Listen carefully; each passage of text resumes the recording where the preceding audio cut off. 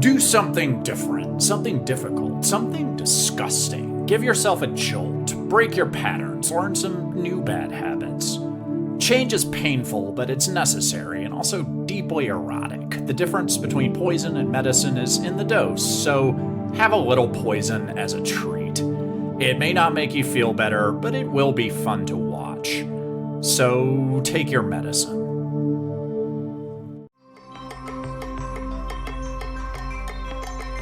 This is KCHUNG, Los Angeles. You're listening to Emerson Dameron's Medicated Minutes. My name is Emerson Dameron. I am the producer, writer, creator, and talent for Emerson Dameron's Medicated Minutes. The music is by Visions of the Universe. Everything else is by me. I'm the person that does the show. I'm entirely responsible for its content. Medicated-Minutes is the dedicated site for the show where you can find all of the back episodes as well as instructions on which back episodes to listen to first, which should not be the first ones. Don't ever go back and listen to the very first episodes first. It takes shows a while to get going, and this show is no exception. You will find instructions on how to best appreciate the program. I recommend following them. And this episode is going to be about following instructions in particular contexts. All will be revealed. There's some adult themes in the show, so just know that going into it. It's a production of KCHUNG, 16:30 a.m. in Chinatown, downtown, parts of Echo Park in Los Angeles, the entertainment capital of the world, also worldwide on the World Wide Web at kchungradio.org. This is Emerson Dameron's Medicated Minutes. I'm Emerson Dameron. Levity saves lives. The subject for today is medical play. So let's get ill together.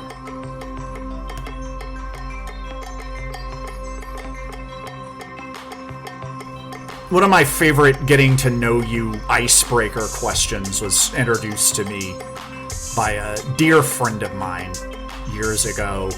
We were on our first date, which is one of my favorite first dates that I've ever been on. It didn't work out for us romantically, but we remained friends for many years because we're both fascinating people. And this question was an early indicator that I was dealing with someone who was gonna be fun to get to know. The question was, if you could collect one frivolous thing, what would it be? It can't be something useful. It can't be books or money or household cleaning supplies. It has to be frivolous. And I think at the time, the thing that I said was I would collect watches. One watch is arguably useful. I think most people don't need it because most people have phones. It's not hard to figure out what time it is. But if you have a lot of watches, those extra watches don't serve any real purpose. And I would say the best way to collect watches is to have them all set for wildly different times, making it even more frivolous. I've changed my mind so many times about this. I've gone through different phases of my life where I've been drawn to collect different frivolous things if I had the ability to do that. Like, for instance, prisms or marbles. I think the thing that I would collect, if I could collect one frivolous thing, would be Wartenberg wheels.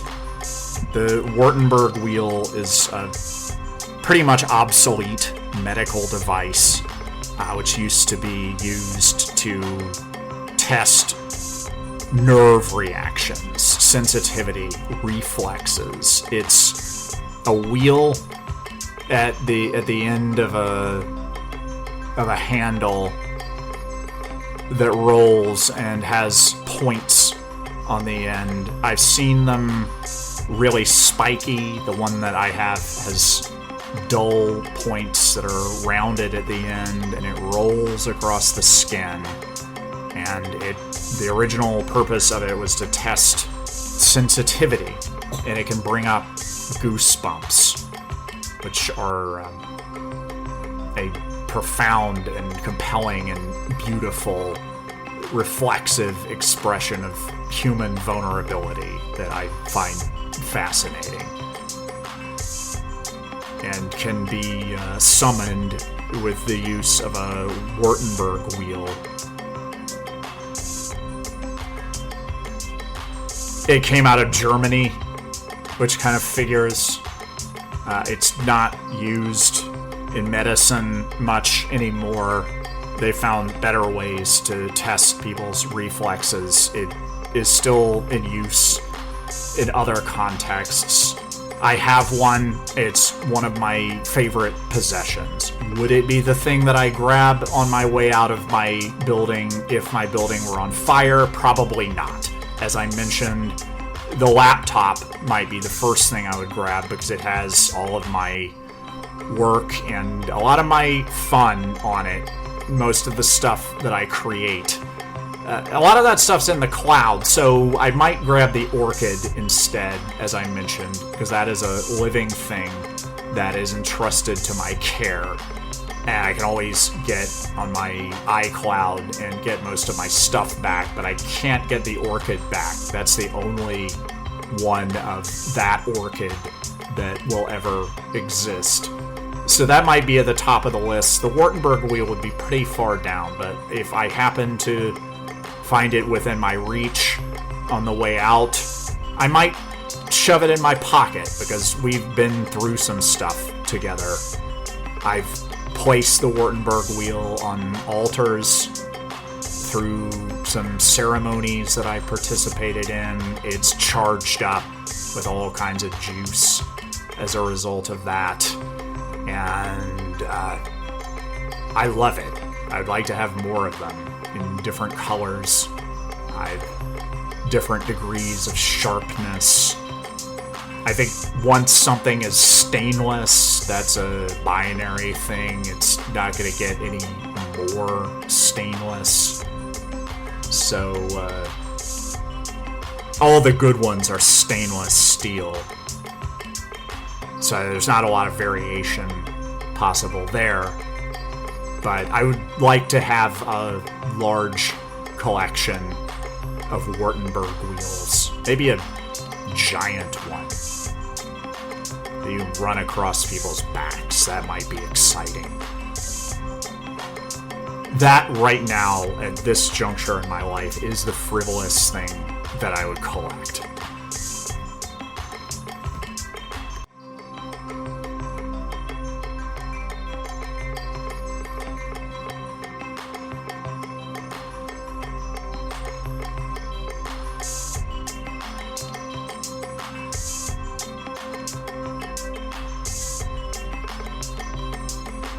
It starts with an intrusive intake process. There are forms you have to fill out that collect arguably all of the most relevant information about who you are in terms of who you are as a physical body. Your entire medical history is compiled. All of the drugs that you're on are enumerated. You're not supposed to lie. You can, but lying to your doctor, much like lying to your lawyer or your therapist, is going to work against you much more often than it's going to work in your favor. So you're expected to be honest, and you're expected to answer all kinds of in-your-face questions about how you're living your life. And that adds up to who you are in a sense.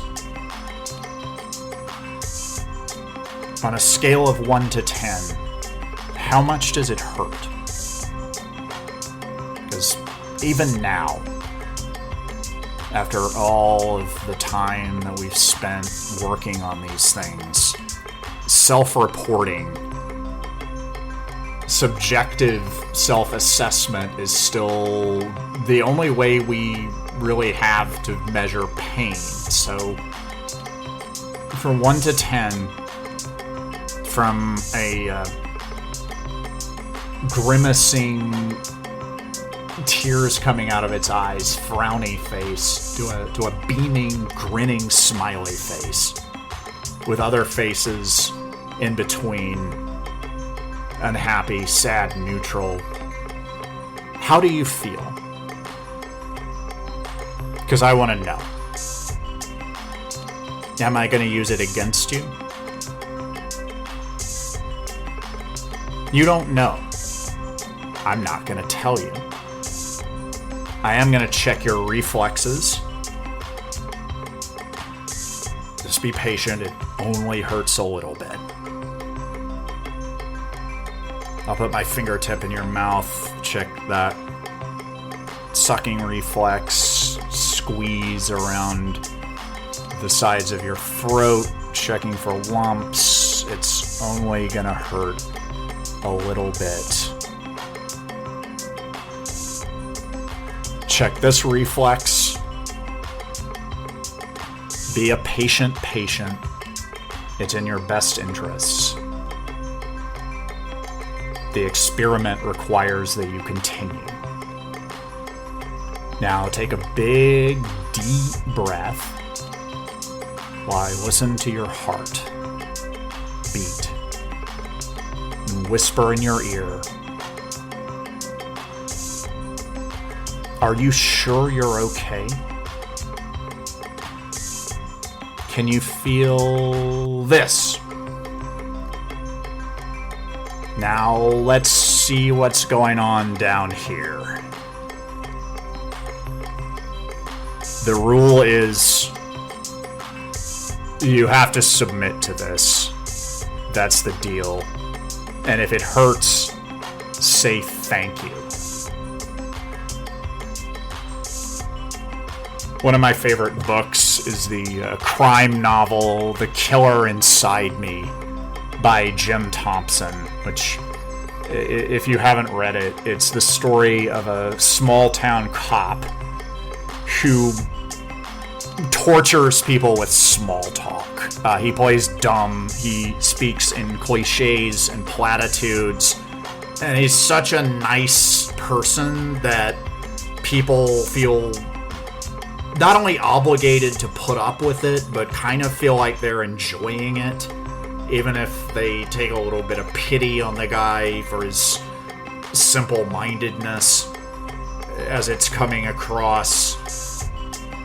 They tend to play along, and that's why it's this form of torture that he's inflicting on them by wasting their time and screwing around with their heads with this kind of small talk. And medical professionals absolutely do this, and they have to know what they're doing. I mean, you could charitably say, maybe when the dentist puts all of this stuff in your mouth and then starts asking you questions about network television shows, or saying you look like this celebrity that you've been compared to so many times, and every time it grates a little bit more, you could say maybe they have poor social skills. I kind of doubt it. They're in public-facing jobs and they work with people all day, and I think that sadism is a much more likely explanation. And perhaps some of the patients enjoy it, maybe perhaps a little bit more than they even realize that they're noticing that they enjoy it. There's a fine line between fear and excitement. When you're uncomfortable, you feel alive. That can bring you back to life. It's easier to go back to what's familiar. Even if that hurts, the familiar kind of pain feels safer to us, is more of a habit, that's a rut that's easier for us to get back into than it is to go over here to this other new kind of pain that might have the capacity to heal us. So one way to get from here to there is to put ourselves in situations where accepting that healing kind of pain from people that certainly know what they're doing, we hope, or have some idea, or give us the impression that they know what they're doing, which is part of knowing what they're doing in that role. Part of that is, you know, getting into a situation where the contract, the agreement, involves submission.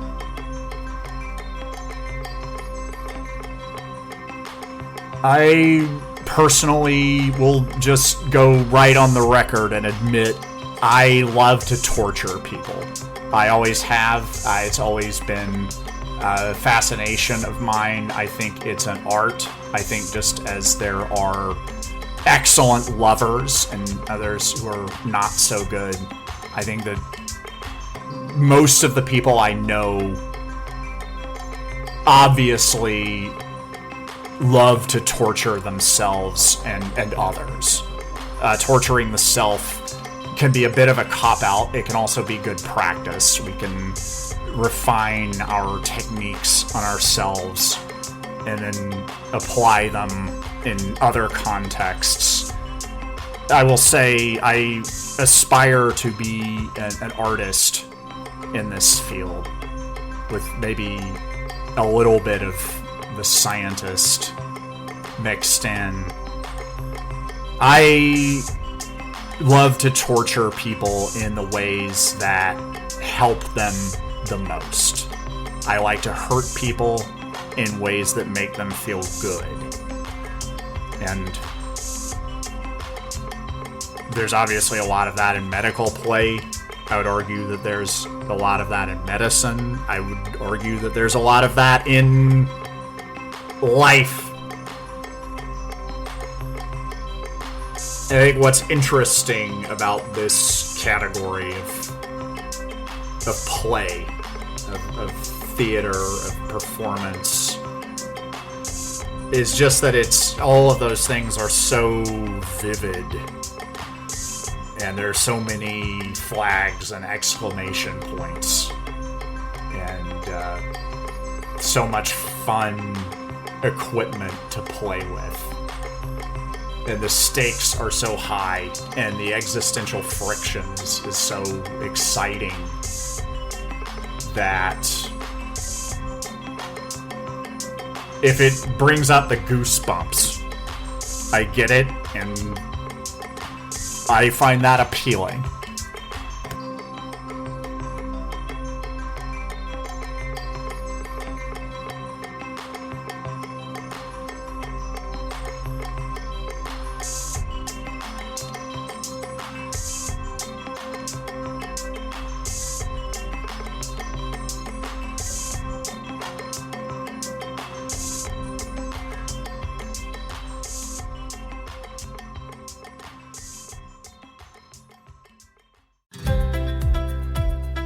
Warm their hearts with your simple-minded chit-chat. Do favors they didn't want but still feel obligated to repay. Shower them with compliments they didn't want and have no interest in living up to. Like the same things they like, but get way more into them. People love games, so play them against each other. Be so nice, they'll have no idea they're being manipulated. Be easy to get to know and impossible to get rid of. Give it all, leave them wanting less. Kill them with kindness.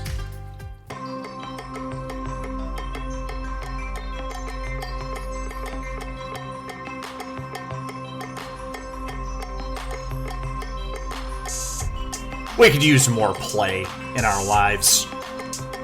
Speaking for myself, speaking for my milieu, I think it's safe to say Americans are a mite over the top in our commitment to hard work, long hours, doing stuff we don't really want to do, not always understanding why or who it benefits, knowing that it's mostly to make a lot of money for people who reward us by giving us a little bit of money that we don't know exactly what to do with, where to put it in a place that it makes more money to invest or to own things, which keeps us in the cycle of work.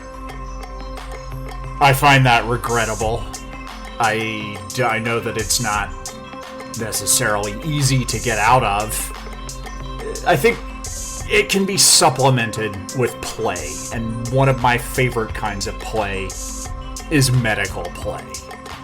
That starts at a young age. I think most kids have the experience of playing doctor. Medical play is an expansion on that theme because it doesn't necessarily have to be a doctor. It could be a nurse, some other kind of medical professional, an unqualified amateur pretending to be a doctor or a nurse. It could be somebody trying to perform CPR based on something they saw on YouTube. Medical play can be all kinds of things, and it can be very fun and rewarding, and I recommend that everyone give it a try. Basic how-to, it starts with creating the right set and setting. A cold, clinical environment is nice to have. If you're a neat freak, you're way ahead of the game. If not, just scrub those baseboards, clean up, get a table, put a sheet or a piece of paper on top of it. A hanging IV bag is a good addition to the environment. There's a investor, author, and noted eccentric named James Altucher, who wrote something years ago about how he likes to go around wearing lab coats. He buys lab coats off the internet, and he says he finds them very convenient because they have deep pockets so he can carry anything that he needs. People tend to let him cut in line and take him more seriously. If he's walking through an airport wearing a lab coat, he's going to get some respect. He's not going to pretend to be a doctor. If there's a medical emergency, he's going to have to explain to people that he isn't a doctor. He does say that he learned CPR for real, so is able to do that if it comes up. But he's not going to be able to perform surgery. That might be a disappointment to some of the people that let him cut in line because he was wearing a lab coat. Lab coats are relatively easy to get. They are multi-purpose, very functional. You can wear them almost anywhere, and you can definitely use them for medical play. It's also a good idea to wear glasses. I need glasses to drive. If I'm not wearing glasses when I'm driving, I can't see the freeway signs, so I don't always know where to exit. And I would probably benefit from wearing glasses all the time. I wear them to movies, I wear them to shows. The only reason I don't wear them when I'm performing or when I'm on a date or when I'm out and about is vanity. So if that's your situation, put the glasses on. It gives you a sense of authority. Wear a stethoscope if you can get a hold of that. That's a pretty basic accessory. And if you can get the headband with a light, that is good for visual exams, which, as we will discover, are an element of medical play. safety-oriented play obviously works well because that's a big part of actual practice of medicine. So it's good to apply that same kind of conscientiousness to this, but also bring in some levity. Medicine is serious business. It's taken very seriously for good reason. Medical play benefits from the contrast of the serious and the the humor, the playfulness, the mischief. Make sure there's plenty of that incorporated. But be safe, sanitize, sterilize, learn CPR. It's a really good skill to have, to walk around knowing that you can resuscitate someone if they need it. Gives you an inner glow, a sense of confidence that's hard to get any other way. And have the right mindset. Come into it with confidence. You are in charge. You know what you're doing. Even if you don't know what you're doing, everybody's going to feel a lot better if they think that you know what you're doing. So act like you know what you're doing. This is a diverse category of play, of at-home theater. You can do all kinds of different things with it, from the most simple to stuff that is incredibly dangerous and twisted.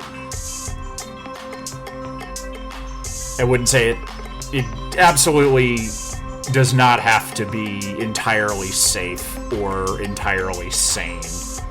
It must always be consensual, and that can be done through intrusive questioning, through quizzes.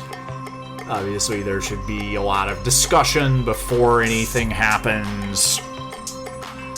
You should avoid malpractice.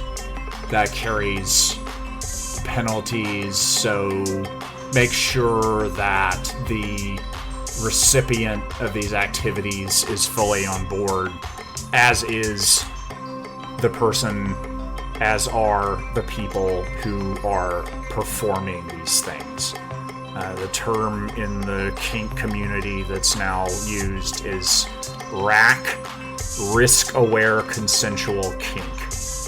And I do describe this in the context of kink because I think kink is a wonderful thing. I think it can save the world. I think repressed kinks are the cause of so much misery, so many misunderstandings. I think bringing those things into the light can get us together, help us understand ourselves and each other, help us cultivate compassion and empathy, and it can be really, really fun. However, I will say this now, and it will not be the last time.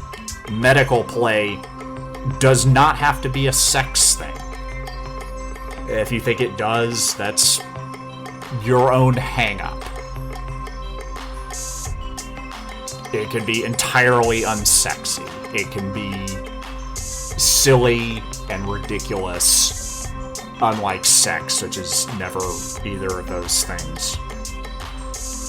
It can be whatever you want. And as we will explore, it can carry a lot of charge. It can just be all kinds of fun.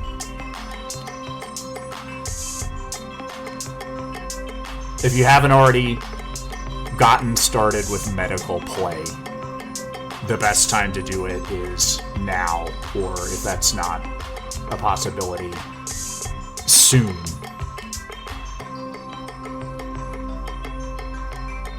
Just keep it safe. Keep it fun. And bring in the levity.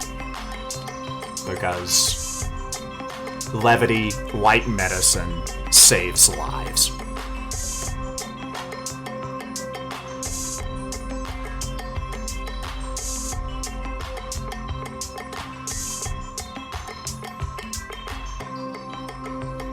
To reiterate, medical play is not necessarily a sex thing.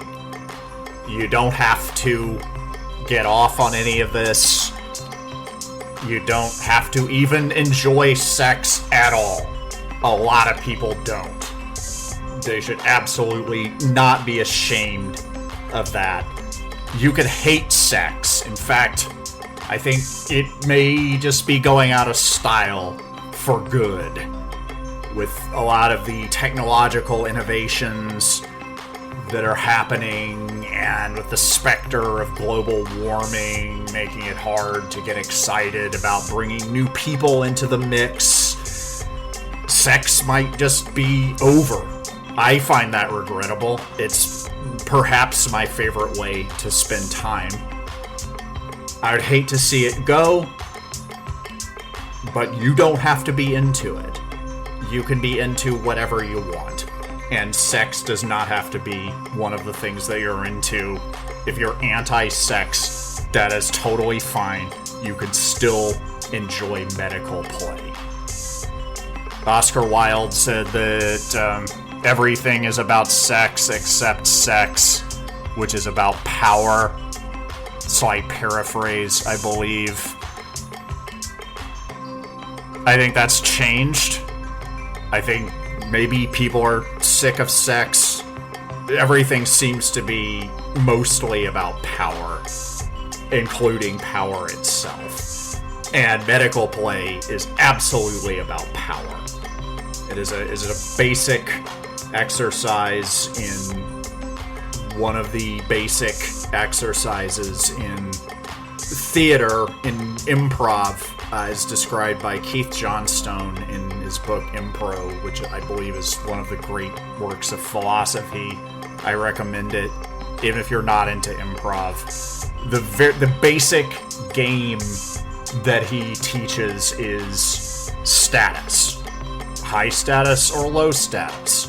All you have to do is pick one. Am I going to play high status or low status in relation to the other players on stage? If you don't know what choice they're going to make,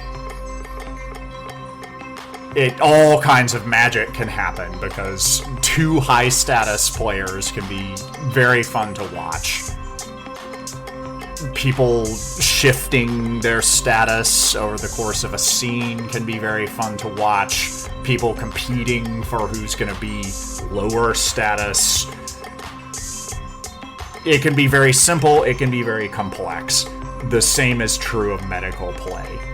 The basic dynamics of dominance and submission in a basic medical play scene are easy for almost anyone to grok. The doctor or nurse, the medical professional, is going to be in the dominant position, and the patient is going to be in the submissive position.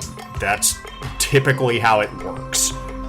You kind of have to be in order to get medical care. You have to play low status in that situation in order to be taken care of. You have to trust that the person knows best, and you have to make it easy for them to do their thing to you. So the basic status, dominant submission dynamic is very simple, very easy. So it's a good way to start with this kind of play. It also affords lots of room for experimentation. The medical professional could be incompetent. The patients could take over the facility. There could be a pair of medical professionals that have some kind of twisted dynamic going on between them. There could be multiple patients that are perpetrating some kind of mischief. There could be a Stanford prison experiment kind of scenario. All kinds of things are possible within the context of medical play in terms of status. So you could go buck wild with this. It can also be a means of working through trauma. I would be careful with that. It's not real therapy. I suppose like a fake psychiatric kind of situation would fall under the rubric of medical play. However, I would not mistake this kind of thing with actual therapy from an actual therapist. I think that almost everyone should give therapy a try. I think it should be readily available, possibly mandatory. Maybe, no, I wouldn't go that far. I think it should be on offer for almost everyone, as the vast majority of people can benefit from getting therapized, at least can benefit from discovering whether or not it benefits them. That's a valuable experience in itself. So get therapy. Medical play is not an effective substitute for therapy. However, and certainly in my experience, it can be a wonderful, illuminating, sometimes thrilling way of working through things and processing them in a theatrical context. And it can be a sex thing. It does not have to be. If you think that I'm saying that medical play has to be a sex thing, that's your hang-up. Get your mind out of the gutter. That said, it certainly can be. And it's one of the more popular things that people can be into. I think in some surveys that attempt to measure this kind of thing, it is at or near number one. The show Grey's Anatomy is quite popular for many, many years. The old school nurse outfits are a perennial Halloween costume and thing that some people are very much into. Maybe sometimes there's a layer of irony, but that doesn't mean that you're not into something. And that makes sense. It's kind of the most obvious example of like a nurturing, caregiving kind of dynamic. And there's a history there.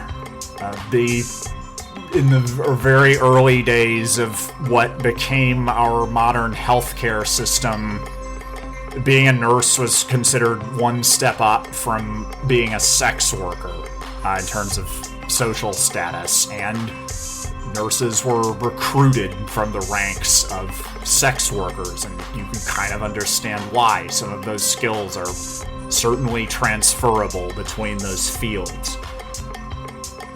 And it's just where a lot of the existential friction in the world is happening right now. Healthcare is full of all kinds of extremely charged debates. Definitely in America, throughout the world, it contains big existential questions. How do we take care of each other? How do we live? How do we die? How do we make decisions that affect those kinds of outcomes? What should these things cost, if anything? There's just a lot of juice, a lot of charge in the medical category, that way of looking at the world, that prism. So you can see that medical play just affords all kinds of possibilities for exploration of some of the most fascinating and consequential questions that we're dealing with as a species, which is another thing that can make it hot, although it doesn't necessarily need to be. It can be ice cold, and in fact, one of the ways to set the setting is to make it uncomfortably cold, to the point where the patient gets goosebumps, because that's vulnerable. Sex can feel good, but you shouldn't feel bad if you hate sex. Sex doesn't matter. It simply isn't a big deal. Lots of people have sex. Most of them aren't special. Lots of people hate sex, and they may be the sexiest people of all. If you get really good at sex, you can ruin people's lives and drive them to madness. So if you must have sex, you should keep it mediocre. When you get down to it, sex is for people who can't handle power, and that's what's really worth raw dogging.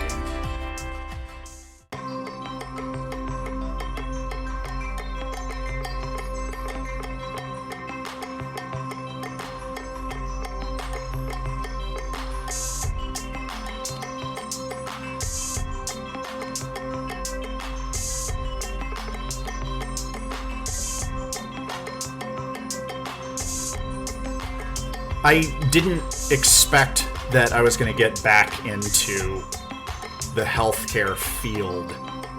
I wanted to be in entertainment like any all-American boy, and I did work in that field for a number of years.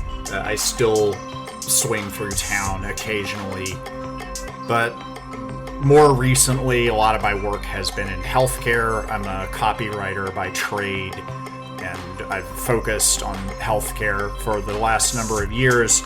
The way I got back into it was kind of circuitous, but if you take the position that things happen for a reason, which I don't, or the position that things happen as a result of chains of causality that we can't necessarily understand at a glance, which I do, it makes sense that I got back into medicine as a line of work, because it's been part of my life for as long as I've been alive. My mom was a physical therapist, and I spent time when I was a kid screwing around in hospitals because my mom's work shift was longer than the time I spent at school, and sometimes she would have to pick us up from school and just drop us somewhere to do our thing, left to our own devices for a couple of hours, and the easiest place was somewhere in the hospital that wasn't currently in use. And that meant that as a child, I got to play with some medical equipment, and I got to be in a hospital environment when I was very imaginative and receptive, going back to Keith Johnstone, the improv teacher. Adults are atrophied children, the way that he sees it, and part of cultivating psychological health as adults, or skills in improvisational theater, and those things have a lot in common. Part of that is just reawakening some of the things that seemed really obvious when we were children, some of the fascination with our surroundings and the world. And so I think it's not coincidental that I've always had a fascination with healthcare, with medicine, with that environment. It's a popular kind of thing to be into, and I've always been very interested in it. I broke my arm. I fell off of a rotting sawhorse that I was climbing on and got a compound fracture of my arm, had a bone sticking out, and spent the first part of that summer vacation in a cast. And this was when I was 11 and 12, which coincidentally was right as my sexuality was really starting to develop. Not that medical play has to be a sexual thing, but it can be pretty charged up if it is. And I remember we went on a beach trip on a summer vacation, And I was not going to let the fact that I was wearing a cast ruin that. I was not going to let it stop me from swimming in the ocean. So what I did was tied a plastic bag around my cast and held it over my head and waded out into the water. I had my Walkman on, listening to music, and I was thinking a lot about women when I was out there, and about the excitement of being alive, and how goosebumps are the sign of vulnerability, and when the water is a little bit chilly, that can happen, and how really wearing a cast is an extremely vulnerable situation to be in. And you get a lot of attention, at least for a while. Eventually people move on to something else. I think that's been treated, that subject has been dramatized in works of fiction and entertainment, where when you get injured, all eyes are on you for a moment, but you're not really doing anything because you're recovering and healing, and so it's hard to capture that attention and build a franchise on it. So a lot of times you just end up on your own. So there's a lot of push and pull going on, a lot of emotions involved. And both of my parents were adjacent, or in the healthcare field, or adjacent to the healthcare field. My dad was a public defender who became a malpractice attorney, and his work got a lot more interesting at that point. This was in the 1990s when people were getting super litigious. I think that had started a little bit earlier, but it was definitely becoming part of the culture during that time, with a lot of doctors getting sued, and getting sued all the time was just part of being a doctor. And my dad represented doctors who got sued, and I got to hear some of the behind the scenes details of those cases, and it was pretty fascinating. Like, the human drama on display was really something else. I'm gonna keep all of that under my hat because I'm a very discreet person. I'm good at keeping secrets.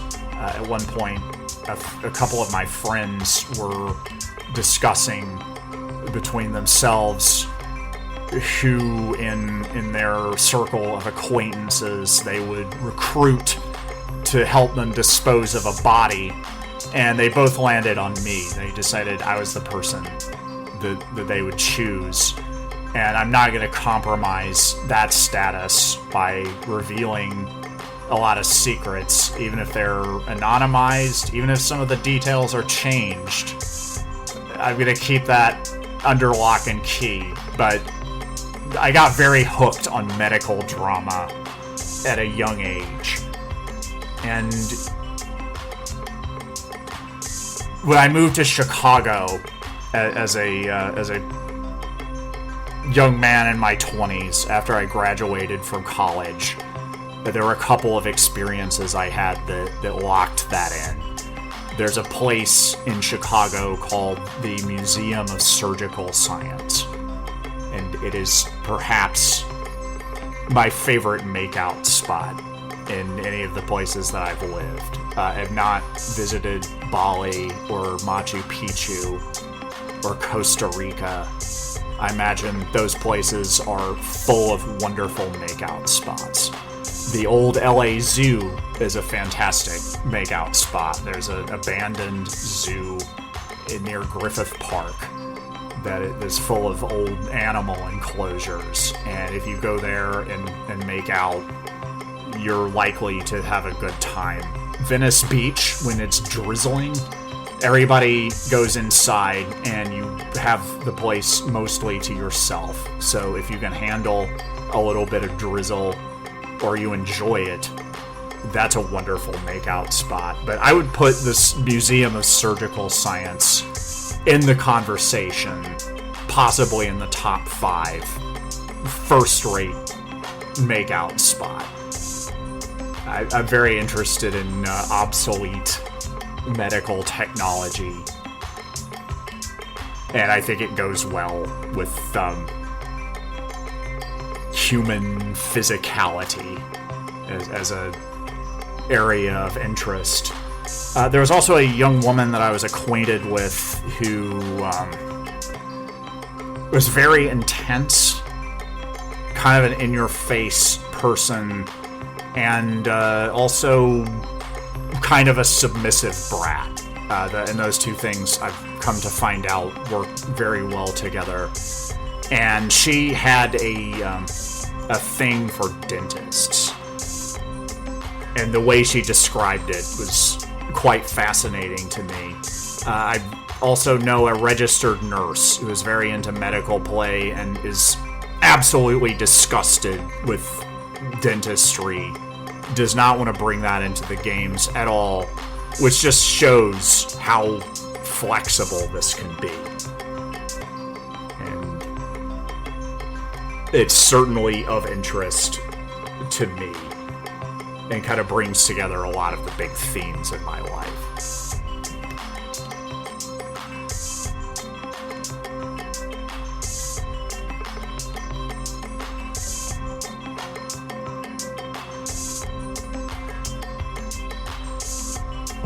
There's a joy in learning hard skills, especially if you grew up as kind of an artsy, liberal arts kind of kid, as I was, where you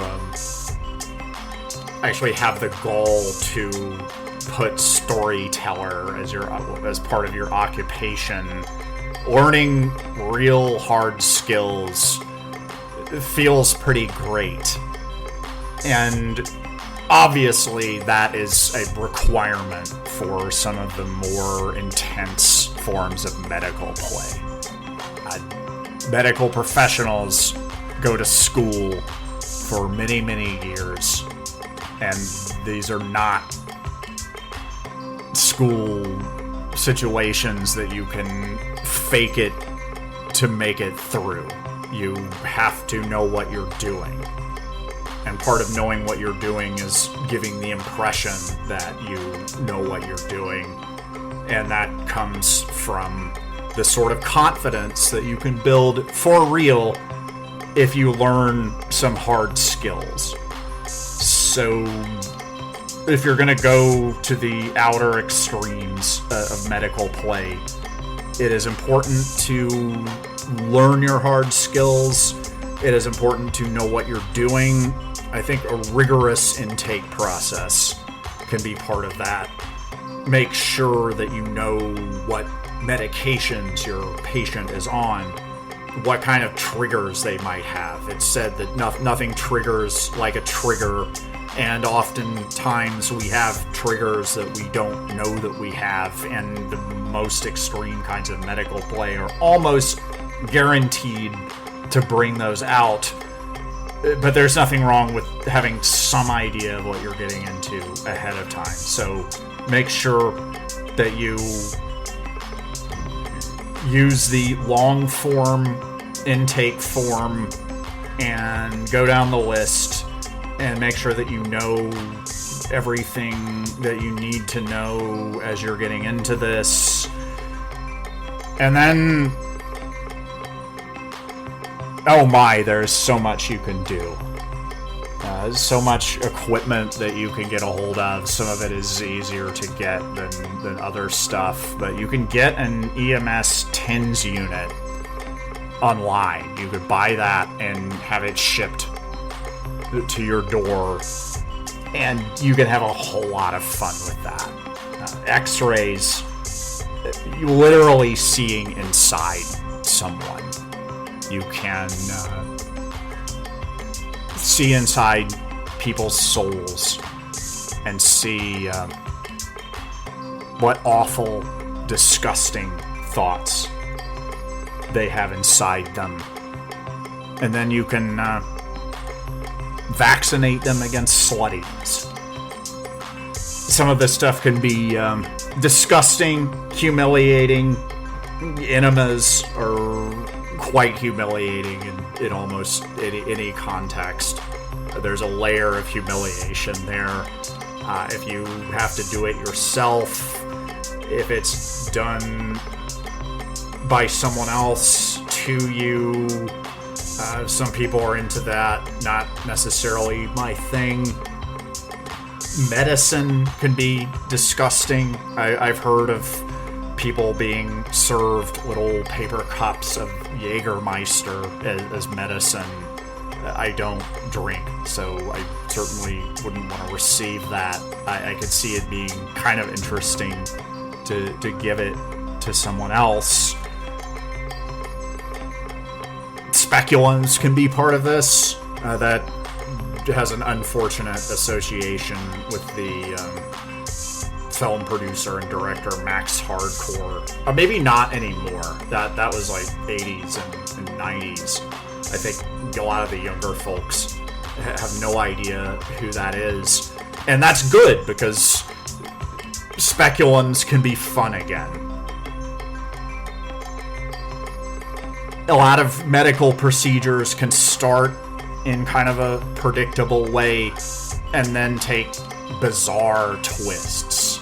That's where you can combine skills in storytelling with some of the harder skills that actual healthcare professionals have, that you could see people doing on YouTube, and maybe if you're a really quick study, you can learn some of this yourself, although it really should be safety oriented. Everything should be sterilized. You should have changes of sterile gloves that you can use. But these scenes, these stories can go into wild places. And one of the outer extremes is blood play. And you can carve words into human skin. You can draw blood. You can apply and remove staples. I'm just saying these are things that you can do. Once again, does not have to be a sexual thing.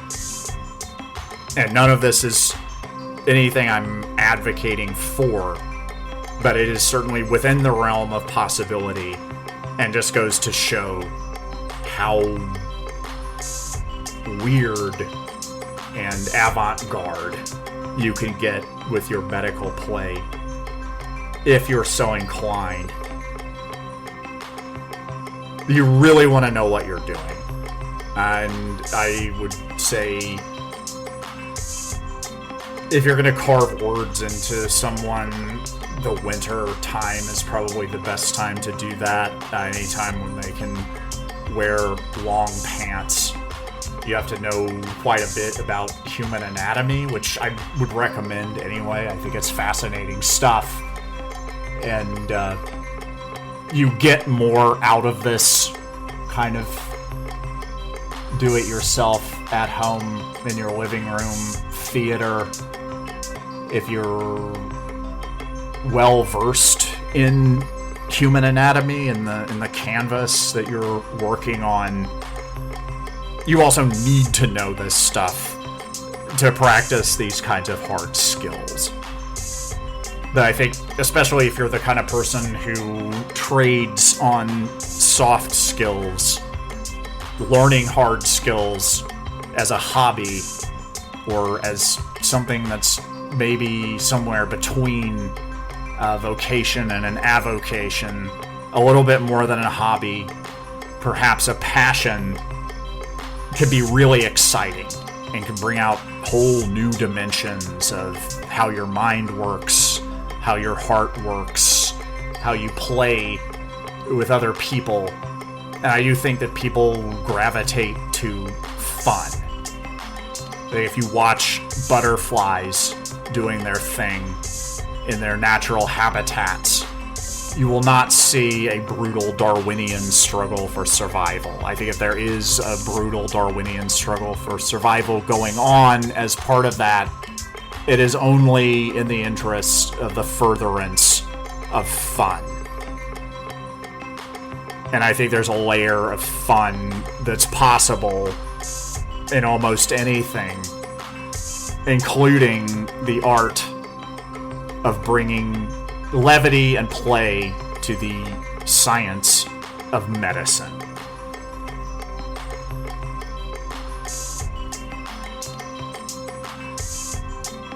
But obviously you want to know what you're doing.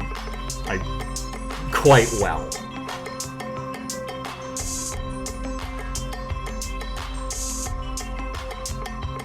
Knowing what you're doing, knowing CPR, proper sterilization, those things, like levity, save lives. And I just remembered another thing. I used to work for a life coach, and one of my coworkers was a convicted felon who got through the screening process because the screening process was deeply flawed. He was not supposed to be working there. It did not pay very much, so he had some side hustles, and one of those was donating sperm. He would go to sperm banks and jack off and donate his swimmers, and I'm pretty sure they didn't know he was a convicted felon either. And I always thought there was something deeply twisted and compelling about that. You have been listening to another fine episode of Emerson Dameron's Medicated Minutes on KCHUNG, KCHUNGradio.org, around the globe, 1630 a.m. on the radio, terrestrial, certain parts of Los Angeles, mostly Chinatown, also a little bit of downtown, a sliver of Echo Park. The site for the show is medicated-minutes.org. The music is by Visions of the Universe. Everything else is by me. I am Emerson Dameron, producer, creator, director, host, talent, writer, the person that does the show, Emerson Dameron's Medicated Minutes, where levity saves lives, as well as medicine and sterilization and basic protocols and attention to detail and hard skills can also save lives.